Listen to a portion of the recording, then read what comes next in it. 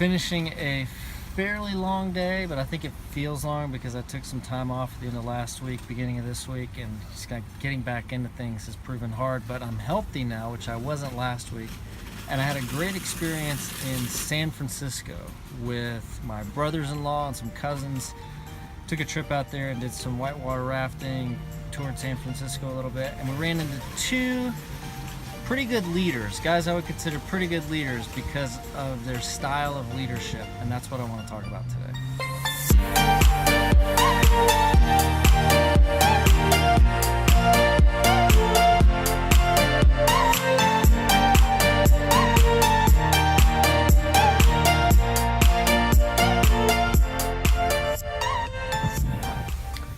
The first guy was John, and he was our Segway guide. We took a Segway tour of San Francisco, and if you've never been on a Segway, super fun, had a blast, but it can be kind of sketchy at the beginning, and they have all these rules about all the things you can and can't do on the Segway, and they don't necessarily like explicitly tell you all the rules. You just have to sign a waiver that says you're not going to do all this stuff.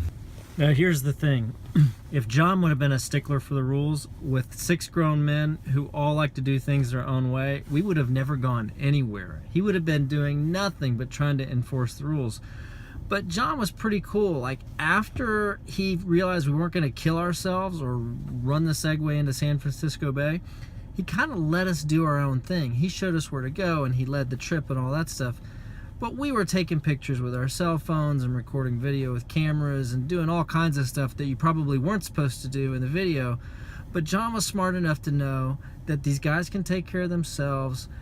They hired me to show them the way. They hired me to show them some cool stuff, and everybody's going to see it, and everybody's going to have a great time, and everybody's going to be safe. So I'm cool with it, even if they don't follow the letter of the law. And the lesson there is, if you're a leader and you find lots of pleasure in creating rules or enforcing rules, you probably don't have your eye on the right thing.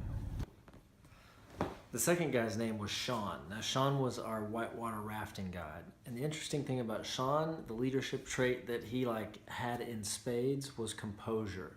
There's one thing I learned from Sean.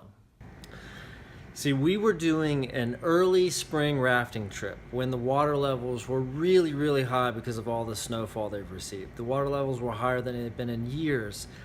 And there were a few parts where we got through the rapid and Sean kind of hinted at how nervous he was going through it.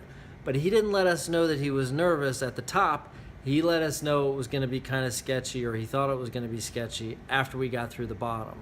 And that means everything when you're leading 6 guys who don't whitewater raft hardly at all, and a few of them are a little freaked out about going over a waterfall, and knowing that the guy behind is fully confident and he's cool as a cucumber and we got this and it's no big deal. That's composure. Never let them see you sweat. After you get through it, it's pretty cool to go back and be a little bit transparent and go, oh, that was kind of crazy. It adds to the whole experience. It makes everything a lot more exciting. It makes the story a lot better. But people only want to hear that stuff at the bottom, not the top. So if you're a leader, composure is a big thing, especially when you're in a crisis or you're right in the front end of a crisis. Being transparent's a great thing too, but it has its time and place, and that's usually after the crisis has passed. You probably never imagined you're going to learn leadership lessons from a Segway guide and a whitewater rafting outdoor guide, but there you have it. I'll see you guys tomorrow.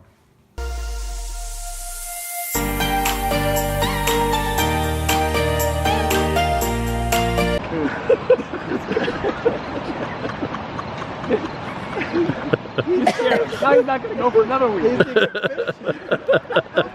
We broke his momentum now.